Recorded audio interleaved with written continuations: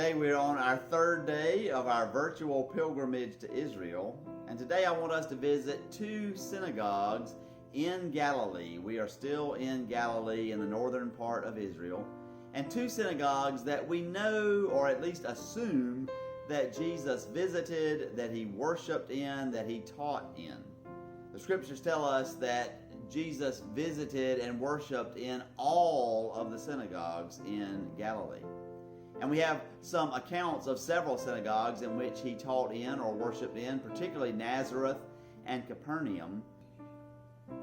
The synagogue at Capernaum today is in the city of Capernaum. The whole ancient city is an archaeological site.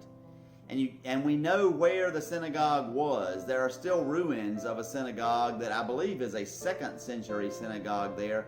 But beneath the white exterior of the 2nd century ruins, we have a black basalt base. And that black basalt base or foundation is the 1st century synagogue. And so when you go to Capernaum, you can see that black basalt base, and you know that Jesus was literally there. The Gospels tell us that at one time Jesus was in Capernaum. He went to the synagogue in Capernaum as was his custom.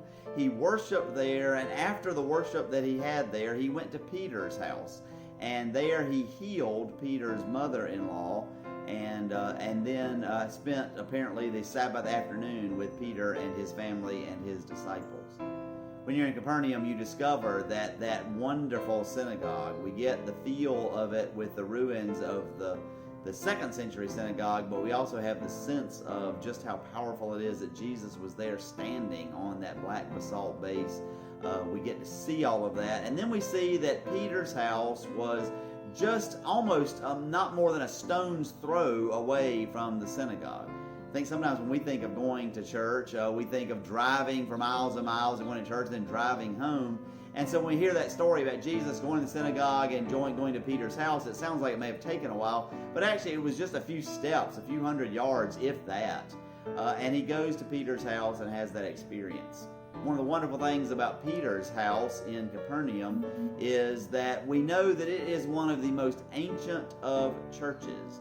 There are crosses carved into that church, and we can tell that the house was very quickly after Jesus' resurrection and ascension converted into a church, perhaps the very oldest church in the world. And so there, next to a synagogue where Jesus worshiped, is a church where people worshiped Jesus. Then we move on to Magdala. We know Mary Magdalene. She was Mary of Magdala. And Magdala is at the very base of that Valley of Doves that we visited yesterday. And several years ago, a dozen or so years ago, a Catholic group was getting ready to build a building there. I believe it was a hotel there in Magdala so that they could accommodate tourists and pilgrims. And you can't build anything in Israel without first having some kind of an archaeological review. And so they went through the review, they dug out a little bit, and lo and behold, they discovered something they did not plan to find. They found a 1st century synagogue there in Magdala.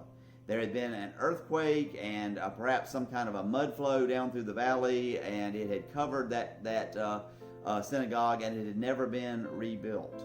And so they have now excavated that synagogue. When I was there, it was very early in the excavation. They told us because we were a group of pastors, they were letting us in and they weren't letting others in. I'm not sure that was totally true. I think other tour groups were coming in as well. But now I think it is just a standard stop along the tour groups. I know that the trip that we would have taken this year, we would have gone there. And we are in a 1st century synagogue. This means that we are literally standing where Jesus was, but much more importantly to me, worshiping where Jesus worshiped.